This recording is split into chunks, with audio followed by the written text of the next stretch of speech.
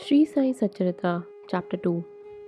Title: Object of writing the work: Incapacity and Boldness in the Undertaking. Hot discussion. Conferring significant and prophetic title of Hemadpant. Necessity of a Guru. In the last chapter, the author mentioned in the original Marathi book that he would state the reason that led him to undertake the work and the persons qualified to read the same and such other points. Now, in this chapter, he starts to tell the same. Object of writing the work. In the first chapter, I described Sai Baba's miracle of checking and destroying the epidemic of cholera by grinding wheat and throwing the flour on the outskirts of the village. I heard other miracles of Sai Baba to my great delight, and this delight burst forth into this poetic work. I also thought that the description of these grand miracles of Sai Baba would be interesting and instructive to his devotees and would remove their sins. And so I began to write the sacred life and teachings of Sai Baba. The life of a saint is neither logical nor dialectical. It shows us the true and right path. Incapacity and boldness in undertaking the work. Hemadpant thought that he was not a fit person to undertake the work. He said, "I do not know the life of my intimate friend, nor do I know my own mind. Then how can I write the life of a saint or describe the nature of incarnations which even the Vedas were unable to do? One must be a saint himself before he could know other saints. Then, how can I describe their glory? To write the life of a saint is most difficult, though one may as well measure the depth of the water of 7 seas or enclose the sky with cloth trappings. I knew that this was the most venturous undertaking, which might expose me to ridicule. I therefore invoked Sai Baba's grace. The premier poet saint of Maharashtra, Sri Gyaneshwar Maharaj, has stated that the Lord loves those who write the lives of saints, and the saints have also a peculiar method of their own of getting the service which devotees long for successfully accomplished. The saints inspire the work, the devotee becomes only an indirect cause or instrument to achieve the end. For instance, in 1700 Shaka year, the poet Mahipati aspired to write the lives of saints. Saints inspired him and got the work done. So, in 1800 Shaka year, Das Kanu's service was accepted. The former wrote 4 works, Bhakt Vijaya, Sant Vijaya, Bhakti Lilamrit and Sant Kathamrit, while the latter wrote 2, Bhakti Lilamrit and Sant Kathamrit, in which the lives of modern saints are described. In chapter 31, 32, 33 of Bhakti Lilamrit and in chapter 57 of Sant Kathamrit, the sweet life and teachings of Sai Baba are very well depicted. These have been separately published in Sai Leela magazine number 11 and 12, volume 17. The readers are advised to read these chapters. So also, Sai Baba's wonderful Leelas are described in a small decent book named Shri Sainath Bhajanmala by Mrs. Savitribai Raghunath Tendulkar of Bandra. Das Ganu Maharaj has also composed various sweet poems on Sai Baba. A devotee named Amidas Bhavani Mehta has also published some stories of Sri Baba in Gujarati. Some numbers of Sainath Prabha, a magazine published by Dakshin Bhiksha Sansthan of Shirdi, are also published. Then the question of objection comes in, that while so many works regarding Sai Baba are extant, why should this, that is Satcharita, be written? And where is its necessity? The answer is plain and simple. The life of Sai Baba is as wide and deep as infinite ocean, and all can dive deep into the same and take out precious gems of knowledge and bhakti, and distribute them to the aspiring public. The stories, parables, and teachings of Sai Baba are very wonderful. They will give peace and happiness to the people who are afflicted with sorrows and heavily loaded with miseries of this worldly existence, and also bestow knowledge and wisdom both in worldly and in spiritual domains. If these teachings of Sai Baba, which are as interesting and instructive as the Vedic lore, are listened to and meditated upon, devotees will get what they long for, such as union with Brahman, mastery in Eightfold Yoga, bliss of meditation, etc. So I thought that I should call these stories together, and that would be my best upasana. This collection would be most delightful to those simple souls whose eyes were not blessed with Sai Baba's darshana. So I set out about collecting Sai Baba's teachings and expressions, the outcome of his boundless and natural self-realization. It was Sai Baba who inspired me in this matter. In fact, I surrendered my ego at his feet and thought that my path was clear and that he would make me quite happy here and in next world. I could not myself ask Sai Baba to give me permission for this work, so I requested Mr. Madhav Rao Deshpande, alias Shama, Baba's most intimate devotee, to speak to him for me. He pleaded for my cause and said to Sai Baba, "This Anna Sahib wishes to write your biography. Don't say that you are a poor begging fakir and there is no necessity to write it. But if you agree and help him, he will write. Or rather your feet, that is grace, will accomplish the work. Without your consent and blessing, nothing can be done successfully." Then Sai Baba heard this request. He was moved and blessed me by giving his udi, that is sacred ashes, and placing his boon bestowing hand on my head and said, "Let him make a collection of the stories and experiences, keep notes and memos. I will help him. He is only an outward instrument. I should write myself my autobiography and satisfy the wishes of my devotees. He should get rid of his ego, place or surrender it at my feet. He who acts like this in this life, him I help the most. What of my life stories? I serve him in his house in all possible ways. When his ego is completely annihilated and there is left no trace of it, I myself shall enter into him and write my own life. Hearing my stories and teachings will create faith in devotees' hearts, and they will get easily the self-realization and bliss. Let there be no insistence on establishing one's own view, no attempt to refute others' opinions, no discussion of pros and cons of any subject." The word discussion put me in mind of my own promise to explain the story of my getting the title of Hemadpant, and now I begin to relate the same. I was on a close friendly relation with Kaka Sahib Dikshit and Nana Sahib Chandorkar. They pressed me to go to Shirdi and have Baba's darshana, and I promised them to do so. But something in the interval turned up which prevented me from going to Shirdi. The son of a friend of mine at Lonavala fell ill.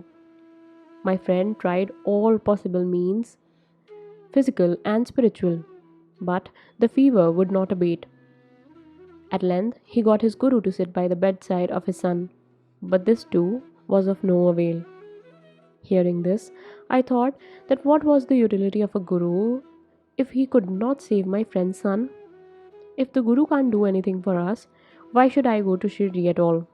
Thinking in this way, I postponed my Shirdi trip. But the inevitable must happen, and it happened in my case as follows. Mr. Nana Sahib Chandorkar, who was a Prant officer, was going on a tour to Basin. From Thana, he came to Dadar and was wanting for a train bound for Basin. In the meanwhile, a Bandra local turned up. He sat in it and came to Bandra and sent for me and took me to task for putting off my Shirdi trip. Nana's argument for my Shirdi trip was convincing and delightful, and so I decided to start for Shirdi the same night. I packed up my luggage and started for Shirdi. I planned to go to Dadar and there to catch a train for Manmar. So I booked myself for Dadar and sat in the train. When the train was to start, a Mohammedan came hastily to my compartment and, seeing all my paraphernalia, asked me where I was bound. I told him my plan. He then suggested that I should go straight to Boribandar and not get down at Dadar, for the Manmar mail did not get down at Dadar at all. If this little miracle or Leela had not happened, I would not have reached Shirdi next day as settled, and many doubts would have assailed me. But that was not to be. As fortune favored me, I reached Shirdi the next day before 9 or 10 a.m. Mr. Bhau Sahib, that is Kaka Dikshit, was waiting for me there. This was in 1910 AD, when there was only one place, that is Sathewara, for lodging pilgrim devotees. After alighting from the Tonga, I was anxious to have darshana. When the great devotee Tatya Sahib Nulkar returned from the masjid and said that Sai Baba was at the corner of the Vada and that I should first get the preliminary darshana and then, after bath, see him at leisure. Hearing this, I ran and prostrated before Baba, and then my joy knew no bounds. I found more than what Nana Chandorkar had told me. All my senses were satisfied, and I forgot thirst and hunger. The moment I touched Sai Baba's feet, I began a new lease of life. I felt myself much obliged to those who spurred and helped me to get the darshana, and I considered them as my real relatives, and I cannot repay the debt ever. I only remember them and prostrate mentally before them. The peculiarity of Sai Baba's darshan, as I found it, is that by his darshana our thoughts are changed, the force of previous actions is abated, and gradually non attachment of dispassion towards worldly objects grows up. It is by the merit of actions in many past births that such darshana is got. And if only you see Sai Baba, really, all the world becomes or assumes the form of Sai Baba. Hot discussion. On the first day of my arrival in Shirdi, there was a discussion between me and Balasaheb Bhate regarding the necessity of a guru. I contended, why should we lose our freedom and submit to others? When we have to do our duty, why a guru is necessary? One must try his best and save himself. What can the guru do to a man who does nothing but sleeps indolently? Thus, I pleaded free will, while Mr. Bhate took up the other side, that is, destiny, and said, whatever is bound to happen must happen. Even great men have failed. Man proposes one way, but God disposes the other, that is, contrary way. Brush aside your cleverness, pride, or egoism won't help you. This discussion, with all its pros and cons, went on for an hour or so, and as usual, no decision was arrived at. We had to stop the discussion ultimately as we were exhausted. The net result of this was that I lost my peace of mind and found that unless there is strong body consciousness and egoism, there would be no discussion. In other words, it is egoism which breeds discussion. Then, when we went to the masjid with others, Baba asked Kaka Sahib Dikshit the following. What was going on in Satiswara? What was the discussion about? And staring at me, Baba further added, what did this Hemadpant say? Hearing these words, I was much surprised. The masjid was at a considerable distance from Satiswara, where I was staying, and where the discussion was going on. How could Baba know our discussion unless he be omniscient and inner ruler of us all? Significant and prophetic title. I began to think why Sai Baba should call me by the name Hemadpant. This word is a corrupt form of Hemadpant. This Hemadpant was a well-known minister of the kings Mahadev and Ramadev of Devgiri of the Yadava dynasty. He was very learned, good-natured, and the author of good works such as Chaturvarga Chintamani, which dealt with spiritual subjects, and Raj Prashasti. He invented and started the new methods of accounts and was the originator of the Modi, that is Marathi shorthand script. But I was quite the opposite, an ignoramus and have dull and mediocre intellect. So I could not understand why the name or the title was conferred upon me. But thinking seriously upon it, I thought that the title was a dart to destroy my ego, so that I should always remain meek and humble. It was also a compliment paid to me for the cleverness in the discussion.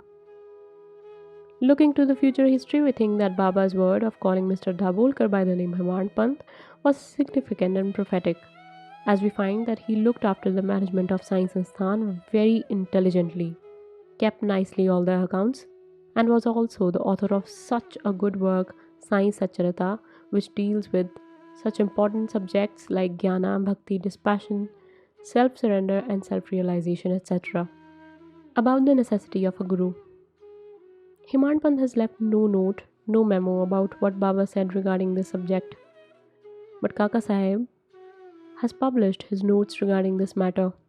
Next day, after Hemadpant's meeting with Sai Baba, Kaka Sahib went to Baba and asked whether he should leave Shirdi. Baba said yes. Then someone asked Baba where to go. Baba said high up. Then the man said, how is the way? Baba said, there are many ways leading there. There is one way from here, that is Shirdi. The way is difficult. There are tigers and wolves in the jungles on the way. I, that is Kaka Sahib Dikshit, asked But Baba, what if we take a guide with us? Baba answered, then there is no difficulty. The guide will take you straight to the destination, avoiding wolves, tigers, and ditches on the way. If there be no guide, there is danger of you being lost in the jungles or falling into the ditches. Mr. Dhabulkar was present on this occasion, and he thought that this was the answer Baba gave to the question whether Guru was a necessity. And he thereupon took the hint that no discussion of the problem whether man is free or bound is of any use in spiritual matters, but that on the contrary, real pramartha is possible only as the result of teachings of a Guru.